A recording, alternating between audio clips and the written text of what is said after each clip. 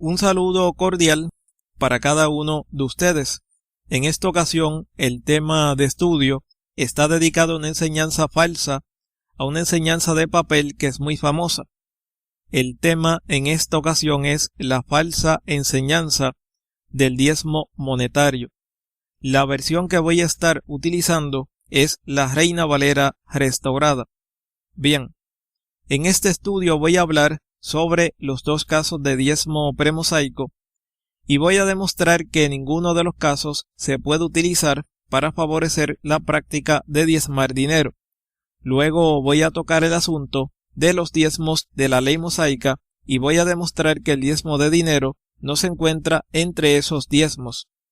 Seguidamente voy a probar que Yahoshua no favorece el diezmo actual cuando se dirigió en cierto momento a los escribas y fariseos.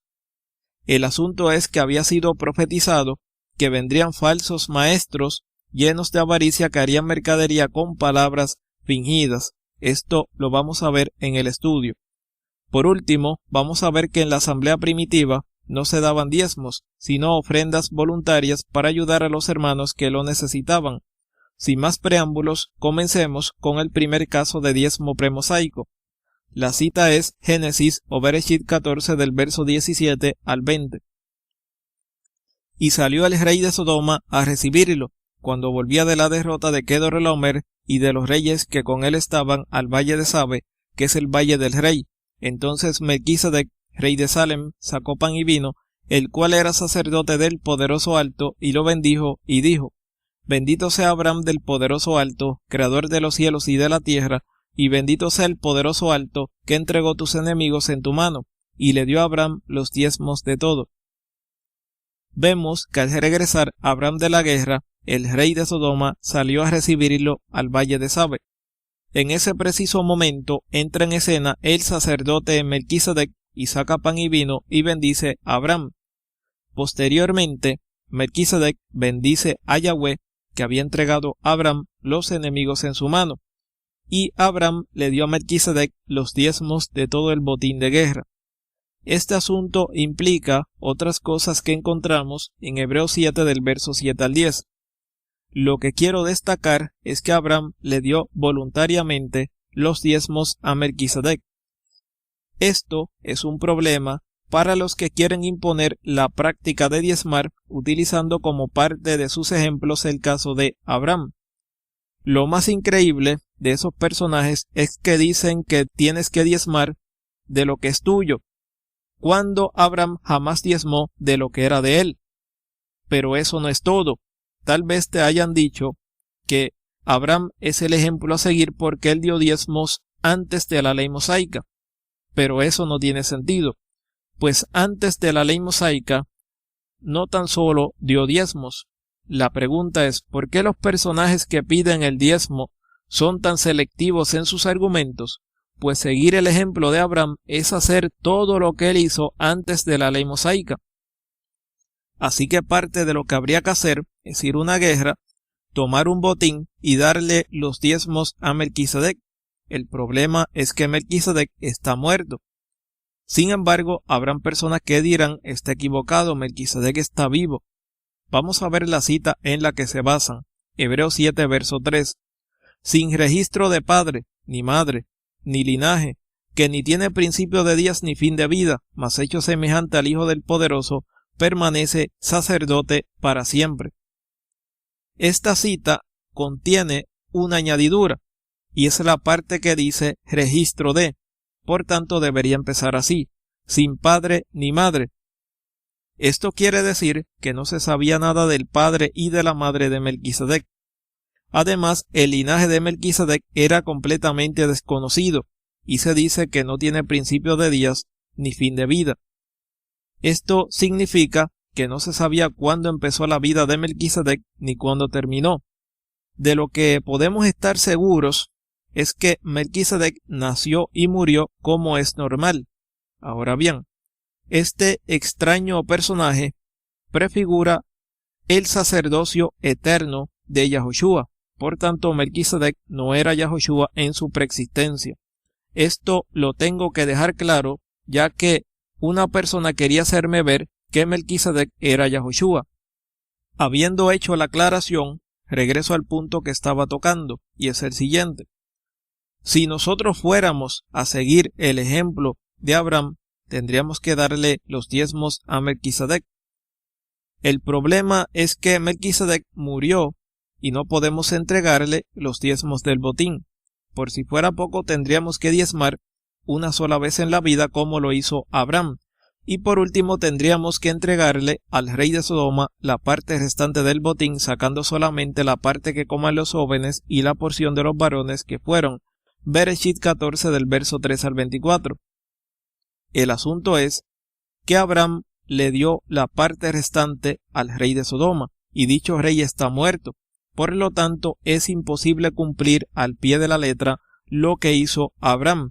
Así que el ejemplo de Abraham no favorece la enseñanza del diezmo actual. El otro caso que hay que analizar es el de Jacob, pues este caso también es utilizado para apoyar el diezmo actual. Pero vamos a ver que dicho caso no favorece tal postura. Bien, comienzo con el caso. Jacob se detuvo a pasar la noche, y mientras dormía soñó que había una escalera que llegaba al cielo, y por ella subían y bajaban ángeles. Y en la cima de la escalera estaba Yahweh, y Yahweh se dirigió a él. Vamos a ver lo que le dijo. La cita es Génesis o Bereshit 28 del verso 13 al 15. Y he aquí Yahweh estaba en lo alto de ella, el cual dijo: Yo soy Yahweh, el poderoso de Abraham tu padre, y el poderoso de Isaac. La tierra en que estás acostado te la daré a ti y a tu simiente, y será tu simiente como el polvo de la tierra, y te extenderás al occidente y al oriente y al norte y al sur, y todas las familias de la tierra serán benditas en ti y en tu simiente. Y aquí yo soy contigo, y te guardaré por donde quiera que fueres, y te haré volver a esta tierra, porque no te dejaré hasta tanto que haya hecho lo que te he dicho.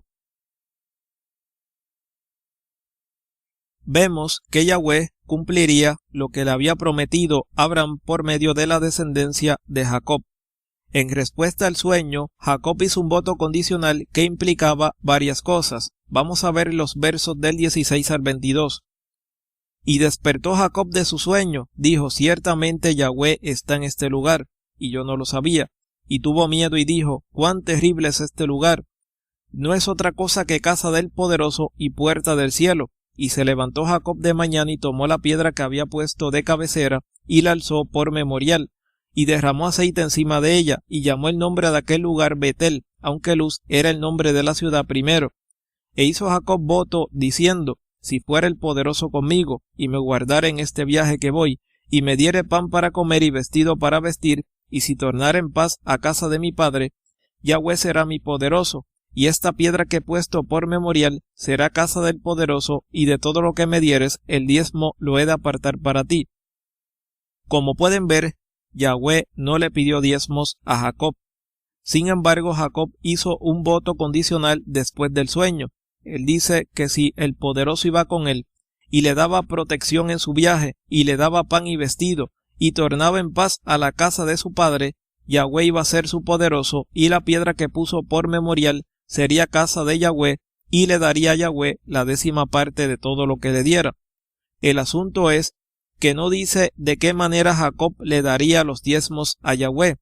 Y un dato curioso es que la Biblia no registra que Jacob hubiera cumplido con el asunto de los diezmos. Esto le crea un problema a aquellos que utilizan el ejemplo de Jacob para favorecer el diezmo actual. Lo que debemos tener en cuenta es que de haber cumplido sería un acto voluntario, como en el caso de su abuelo Abraham. Sin embargo, bajo la ley mosaica era otra cosa, ya que los diezmos eran obligatorios. Pero entre esos diezmos no había un diezmo de dinero, lo que había eran diezmos agrícolas del ganado y de las manadas. Además, habían 3 tipos de diezmos. El primero en la lista es el diezmo levítico. Veamos Levítico 27 del verso 30 al 32. Y todas las décimas de la tierra, tanto de la simiente de la tierra como del fruto de los árboles, de Yahweh son. Es cosa consagrada a Yahweh. Y si alguno quisiera rescatar algo de sus décimas, añadirá su quinto a ello. Y toda décima de vacas o de ovejas, de todo lo que pasa bajo la vara, la 10ª será consagrada a Yahweh. vemos que se diezmaba de la tierra, tanto de la simiente como del fruto de los árboles, y de las vacas y de las ovejas. Esto se hacía anualmente, así que los diezmos no se daban semanal, bisemanal, quincenal o mensual como el diezmo actual, de modo que la práctica del diezmo actual es diferente a la que aparece en la Biblia. Lo increíble es que algunos afirman que en ese tiempo no había dinero, pero la realidad es otra, pues pudimos ver que la persona podía rescatar parte de las décimas añadiendo el quinto de su valor, así que había dinero, pero Yahweh no pedía el 10% del mismo. Además, no podemos olvidar que los diezmos eran para Israel y solo los levitas podían recibir los diezmos. Veamos Números 18 del verso 24 al 28. Porque a los levitas he dado por heredad los diezmos de los hijos de Israel, que ofrecerán a Yahweh en ofrenda, por lo cual les he dicho, entre los hijos de Israel no poseerán heredad. Y habló Yahweh a Moisés diciendo, así hablarás a los levitas, y les dirás, cuando tomaren de los hijos de Israel los diezmos que les he dado de ellos por su heredad, ustedes presentarán de ellos en ofrenda mecida a Yahweh el diezmo de los diezmos. Y se les contará su ofrenda como grano de la era y como acopio del lagar. Así ofrecerán también ustedes ofrenda a Yahweh de todos sus diezmos que hubieren recibido de los hijos de Israel, y darán de ellos la ofrenda de Yahweh a Aarón el sacerdote. Aquí podemos ver que el primero de los diezmos servía para el sustento de los levitas. Yo pregunto, ¿acaso los personajes que piden el diezmo son levitas? El otro problema que afrontan es que los diezmos eran para Israel. Pero bueno, vamos a suponer que nosotros los gentiles vamos a cumplir con los diezmos de la ley mosaica. En caso que usted sea agricultor, debe apartar anualmente toda la décima de la tierra, tanto de la simiente como del fruto de los árboles. Ahora bien, de acuerdo a la ley mosaica, los diezmos tienen que recibirlo los levitas. La pregunta es, ¿conoces personas que sean levitas? Recuerden que solo los levitas pueden recibir los diezmos. Voy a revalidarlo. Vamos a ir a Hebreos 7, del verso 4 al 7. Y ciertamente, los que de los hijos de Leví reciben el sacerdocio, tienen mandamiento de recibir del pueblo los diezmos según la ley, es a saber, de sus hermanos, aunque también hayan salido de los lomos de Abraham. Mas aquel cuya genealogía no es contada de ellos, recibió de Abraham los diezmos y bendijo al que tenía las promesas. Y sin contradicción alguna, lo que es menos es bendecido de lo que es más. Como pueden ver, los hijos de Leví, que recibían el sacerdocio, tenían mandamiento de recibir los diezmos conforme a la ley. Sin embargo, el sacerdocio levítico termina con la llegada del sacerdocio eterno de Yahoshua.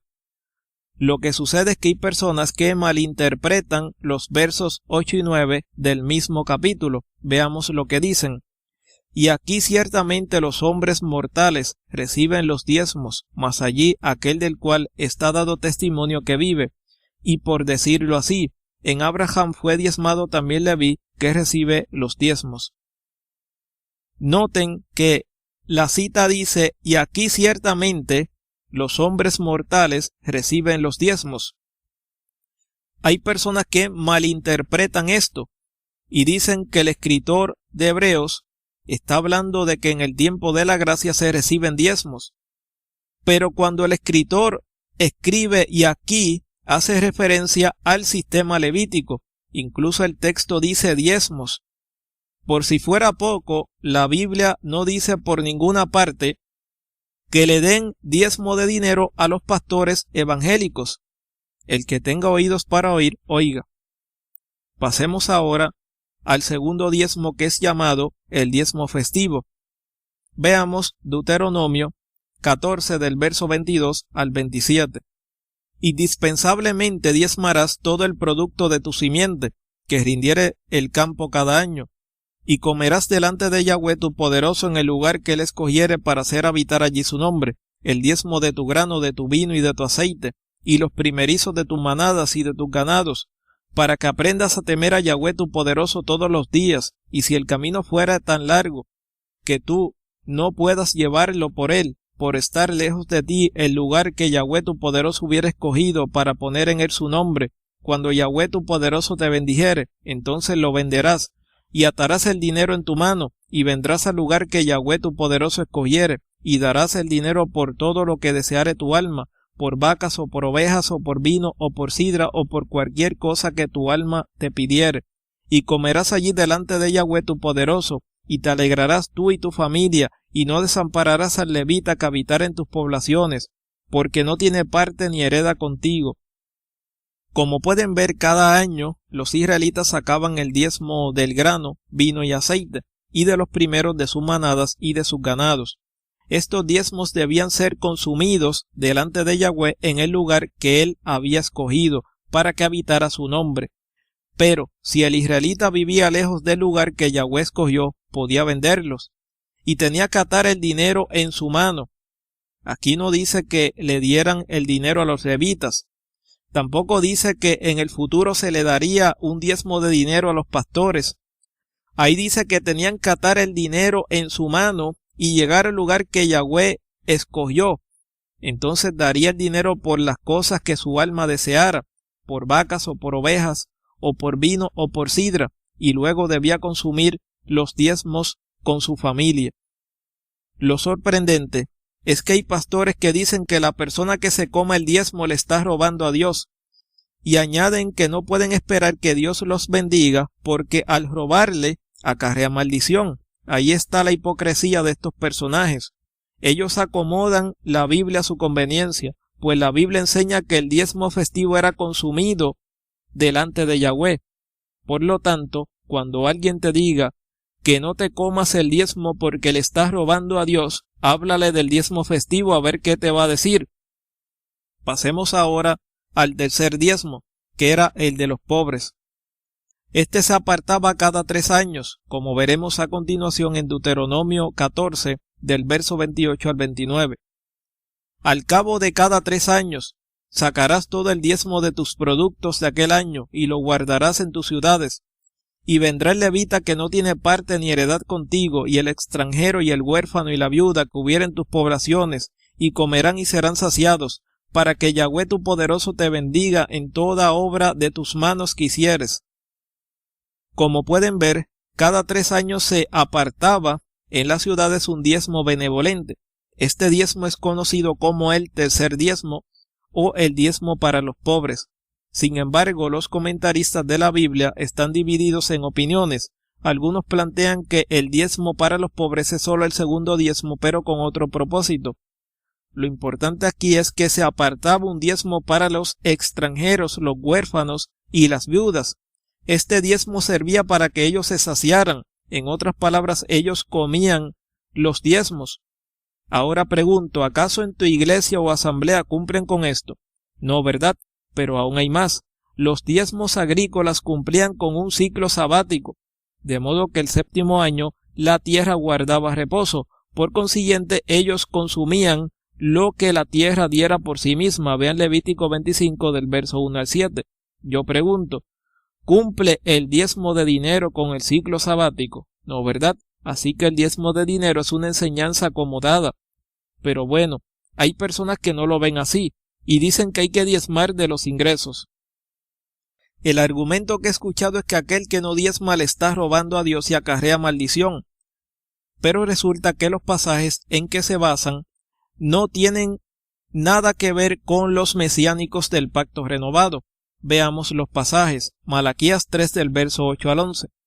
¿Robará el hombre al poderoso? Pues ustedes me han robado, y ustedes dijeron: ¿en qué te hemos robado? Los diezmos y las primicias. Malditos son con maldición, porque ustedes, la nación toda, me han robado.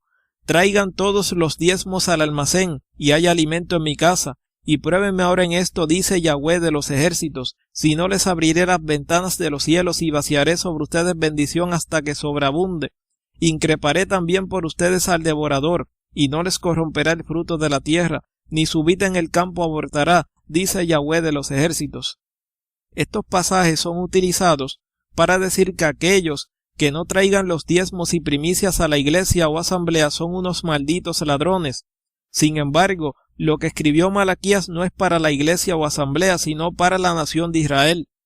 Lo que quiero destacar es que las contribuciones que recibían los levitas servían para su sostenimiento. Aplicar esto al clero de la iglesia o asamblea está fuera de lugar, porque los líderes de iglesias o asambleas no son levitas. Recalco que el profeta Malaquías se está dirigiendo a la nación de Israel. Si ellos llevaban todos los diezmos al almacén o alfolí, Yahweh abriría las ventanas de los cielos y derramaría sobre ellos bendición sobreabundante. Esta bendición no era dinero, sino lluvia abundante. Luego, Yahweh dice que increparía también al devorador, y no corrompería el fruto de la tierra, ni la vid del campo abortaría. Ahora bien, el devorador mencionado en la cita es una plaga de langostas. Sin embargo, hay personajes que hablan del devorador como un espíritu demoníaco que visita al que no diezma, que es ridículo. Pero aún hay más. La iglesia o asamblea no es un almacén o alfolí, tampoco lo es el plato o la canasta donde se echa el dinero. El alfolí bíblico estaba en el templo. Ahí era donde se llevaban los diezmos de los productos del campo, o sea que no se llevaba un diezmo de dinero a ese lugar. Así que aquellos que utilizan a Malaquías para pedir el diezmo de dinero están acomodando la palabra de Yahweh, pues en los diezmos bíblicos no aparece el diezmo de dinero. Además, Malaquías no enseña que los mesiánicos tengan que dar el 10% de los ingresos. Entonces, ¿por qué hay personajes que utilizan los textos de Malaquías para imponer el diezmo de dinero? Para colmo, meten al hijo de Yahweh en el asunto, diciendo que el hijo dijo que no se debe dejar de diezmar. Analicemos la cita que utilizan. Es Mateo 23, del verso 23 al 24. Ay de ustedes, escribas y fariseos hipócritas, porque diezman la menta y el eneldo y el comino y dejaron lo que es lo más importante de la ley, es a saber el juicio y la misericordia y la fe. Esto era necesario hacer y no dejar lo otro, guías ciegos que cuelan el mosquito pero se tragan el camello. Y a Joshua menciona el acto de diezmar. Él le dice a los escribas y fariseos hipócritas, porque ellos diezmaban la menta y el eneldo y el comino, pero dejaron lo más importante de la ley, que es el juicio y la misericordia y la fe, y era necesario que ellos hicieran eso sin dejar de hacer lo otro. Esto es utilizado para afirmar que no se puede dejar de diezmar. La pregunta es, ¿quiénes no debían dejar de diezmar? Ahí está la clave. Y a Joshua le dice a los escribas y fariseos que no debían dejar de diezmar, pues en ese tiempo estaban en vigencia los diezmos de la ley mosaica, porque todavía había templo. El punto es que los escribas y fariseos habían descuidado lo más importante de la ley, y ya Joshua les dice que eran guías ciegos que colaban el mosquito y se tragaban el camello. Esto quiere decir que ellos se preocupaban por cosas pequeñas y abandonaron lo más importante de la ley. Así que las palabras de Yahoshua no respaldan el diezmo de dinero. Sin embargo, hay personas que afirman lo contrario y complementan sus argumentos con la parábola del fariseo y el publicano. Vamos a verla. La cita es Lucas 18 del verso 9 al 14. Y dijo también a unos que confiaban de sí mismos como justos y menospreciaban a los otros esta parábola. Dos hombres subieron al templo a orar, uno fariseo, el otro publicano. El fariseo en pie oraba consigo de esta manera: poderoso, te doy gracias que no soy como los otros hombres, ladrones, injustos, adúlteros, ni aun como este publicano. Ayuno 2 veces a la semana, doy diezmos de todo lo que poseo. Mas el publicano, estando lejos, no quería ni aun alzar los ojos al cielo, sino que golpeaba su pecho diciendo: poderoso, ten piedad de mí, que soy pecador.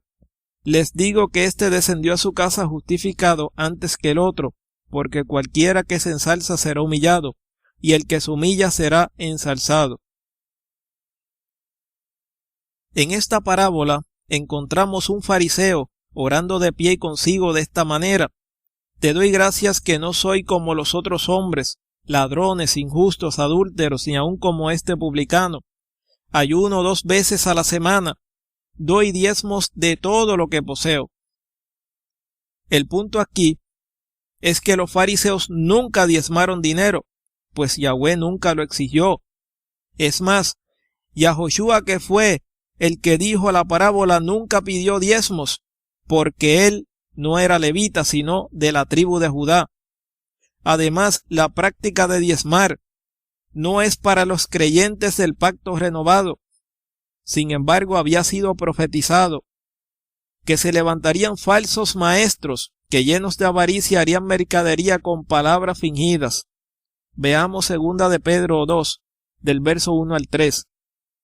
Pero hubo también falsos profetas en el pueblo, como habrá entre ustedes falsos maestros, que introducirán encubiertamente herejías de perdición y negarán al soberano que los rescató, atrayendo sobre sí mismos perdición acelerada, y muchos seguirán sus disoluciones, por los cuales el camino de la verdad será blasfemado, y por avaricia harán mercadería de ustedes con palabras fingidas, sobre los cuales la condenación ya de largo tiempo no se tarda, y su perdición no se duerme. Cuando el apóstol Pedro escribía sus cartas, se estaba haciendo popular una filosofía conocida como gnosticismo. Para los gnósticos la materia era mala, en cambio lo que pertenecía al espíritu era bueno. Algunos de ellos postulaban que lo que el hombre hacía en el cuerpo no era importante, ya que tarde o temprano se libraría del mismo. Por tanto, los gnósticos eran parte de los falsos maestros. Pero no tan solo en ese tiempo habían falsos maestros, sino que a través de la historia han habido falsos maestros.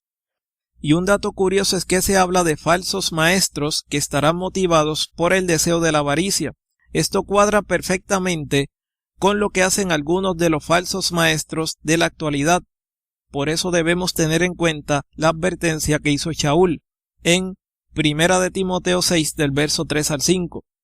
Si alguno enseña otra cosa y no asiente a las sanas palabras de nuestro maestro Yahoshua el Mesías y a la enseñanza que es conforme a la piedad, está envanecido, nada sabe, y enloquece acerca de cuestiones y contiendas de palabras, de las cuales nacen envidias, pleitos, maledicencias, malas sospechas, porfías de hombres corruptos de entendimiento y privados de la verdad, que tienen la piedad por ganancia. Apártate de los tales. Si una persona enseña contrario a las sanas palabras del maestro Yahoshua, y sus palabras no van de acuerdo a la piedad, está envanecido. Esto lleva a una serie de cosas, las cuales Shaul enumera. Pero en lo que me quiero enfocar es que se habla de falsos maestros que son mercaderes. Por eso necesitan establecer estrategias para sacarle el dinero a la gente. Y una buena estrategia es el diezmo de dinero, a pesar que dicho diezmo no aparece en la Biblia. Los mesiánicos del primer siglo jamás diezmaron dinero, y mucho menos cumplieron con los diezmos de la ley mosaica, pues habían quedado sin vigencia por el sacrificio de Yahoshua. Sin embargo, algunos pensarán que si no se dan diezmos no se puede cumplir con los gastos de luz, agua, sueldo pastoral, etc. Claro está, en una iglesia o asamblea hay gastos con los que hay que cumplir, pero eso no quita que el diezmo de dinero es antibíblico. Otra cosa que quiero destacar es que en ninguna parte de la Biblia dice que los líderes se sustenten con un diezmo de dinero. Lo que enseña la Biblia es que aquellos que anuncian el Evangelio vivan del Evangelio, pero no pueden vivir de un diezmo de dinero. Para comprobarlo, vamos a ver lo que escribió el apóstol Shaul en 1 de Corintios 9 del verso 8 al 14. Digo esto según los hombres, ¿no dice esto también la ley? Porque en la ley de Moisés está escrito, no pondrás bozal al buey que trilla. ¿Tiene el poderoso cuidado de los bueyes? ¿O lo dice enteramente por nosotros? Pues por nosotros está escrito, porque con esperanza de arar el que ara, y el que trilla con esperanza de recibir el fruto. Si nosotros le sembramos lo espiritual, es gran cosa si cosecháramos lo suyo carnal. Si otros tienen en ustedes este derecho, no más bien nosotros, mas no hemos usado de este derecho, antes lo sufrimos todo, por no poner ningún obstáculo al evangelio del Mesías. ¿No saben ustedes que los que trabajan en el santuario comen del santuario, y que los que sirven al altar del altar participan? Así también ordenó el Maestro a los que anuncian el Evangelio que vivan del Evangelio. Shaul escribe que los que trabajan en el santuario comen del santuario, es decir, los sacerdotes recibían parte de las contribuciones para su sustento, pero también los que anuncian el Evangelio pueden vivir del evangelio. El texto no dice que vivan de un diezmo de dinero. Esto lo tengo que dejar claro. Los que anuncian el evangelio pueden vivir del evangelio, es decir, pueden recibir sustento. Esto se complementa con esta cita. Primera de Timoteo 5, del verso 17 al 18. Los ancianos que gobiernen bien sean tenidos por dignos de doblada honra, mayormente los que trabajan en predicar y enseñar, porque la Escritura dice: no pondrás bozal al buey que trilla, y digno es el obrero de su jornal. Aquí podemos ver que los ancianos eran dignos de doble honra, mayormente aquellos ancianos que trabajaban en predicar y enseñar. De modo que los obreros ancianos debían ser remunerados materialmente de doble manera. Esto tenía el propósito de que pudieran dar su tiempo a la tarea de ministrar. Lo que quiero puntualizar es que ningún predicador puede imponerle a usted una cantidad de dinero. Lo que se hacía en la asamblea primitiva era dar ofrendas voluntarias para ayudar a los hermanos necesitados. Veamos 1 Corintios 16 del verso 1 al 4. En cuanto a la colecta para los santos, hagan ustedes también de la manera que ordené en las asambleas de Galacia. Cada primer día de la semana cada uno de ustedes aparte en su casa, guardando lo que por la bondad del poderoso pudiere, para que cuando yo llegare no se hagan entonces colectas. Y cuando habré llegado, los que de ustedes aprobaren por cartas, a estos enviaré, que lleven su beneficio a Jerusalén. Y si fuere digno el asunto de que yo también vaya, irán conmigo. Los santos mencionados son los mesiánicos pobres de Jerusalén. La ayuda que ellos iban a recibir eran ofrendas voluntarias. En pocas palabras, no se exigía una cantidad de dinero. Esto lo podemos revalidar con esta cita, Romanos 15, del verso 25 al 26. Mas ahora parto para Jerusalén, a ministrar a los santos, porque Macedonia y Acaya tuvieron por bien hacer una colecta para los pobres de los santos que están en Jerusalén. Los mesiánicos de Macedonia y Acaya no estaban obligados a dar una ofrenda. Sin embargo, cuando se enteraron que habían hermanos en Jerusalén pasando por necesidad, contribuyeron voluntariamente para los santos pobres de aquel lugar. El acto de los macedonios fue encomiable, porque las asambleas de Macedonia eran muy pobres. Sin embargo, ellos reconocían el servicio que hacían los santos pobres en Jerusalén y fueron muy generosos en ofrendar. Esto es completamente diferente a los diezmos de la ley mosaica, los cuales eran obligatorios. Lo increíble es que hoy en día escuchamos a diferentes personas hablando del diezmo. Tal vez algunos de ustedes hayan escuchado que aquel que no diezma le debe a Dios. Yo he escuchado que si una persona no le da el diezmo del mes, el próximo mes tiene que dar el 20%. La pregunta es, ¿dónde dice la Biblia que los mesiánicos del pacto renovado tienen que diezmar? En ninguna parte. Lo que se hacía en la asamblea primitiva era dar voluntariamente, como vimos en la cita anterior. Pero eso no es todo. El apóstol Shaul resaltó el acto de generosidad de los macedonios, pues aunque las asambleas de Macedonia eran pobres, fueron generosas en dar voluntariamente. Vamos a ver 2 Corintios 8, del verso 1 al 4. Asimismo, hermanos, les hacemos saber la gracia del poderoso que ha sido dada a las asambleas de Macedonia, que en grande prueba de tribulación la abundancia de su gozo y su profunda pobreza abundaron en riquezas de su bondad, pues espontáneamente han dado conforme a sus fuerzas, yo testifico y aún sobre sus fuerzas, pidiéndonos con muchos ruegos que aceptásemos el favor y la comunicación del servicio para los santos. Noten que el apóstol Shaul no habla del diezmo de dinero, lo que hace es resaltar el acto de generosidad que tuvieron los macedonios con los santos pobres de Jerusalén. Ahora bien, el diezmo actual se utiliza para los gastos generales y poco o nada se utiliza para ayudar a los pobres. Sin embargo, hemos visto que en la asamblea primitiva no se diezmaba ni había una cantidad determinada de ofrenda, sino que cada uno daba conforme a su posibilidad. Sin embargo, Shaul exhorta a sus hermanos a dar abundantemente. Veamos los versos del 7 al 8. Por tanto, como en todo ustedes abundan en fe y en palabra y en conocimiento y con toda diligencia, y en su mayor para con nosotros, que también abunden en este favor. No hablo como quien manda, sino para poner a prueba, por la eficacia de otros, la sinceridad también del amor de ustedes. Noten que Shaul dice que no habla como quien manda, por tanto el dar debía ser libremente.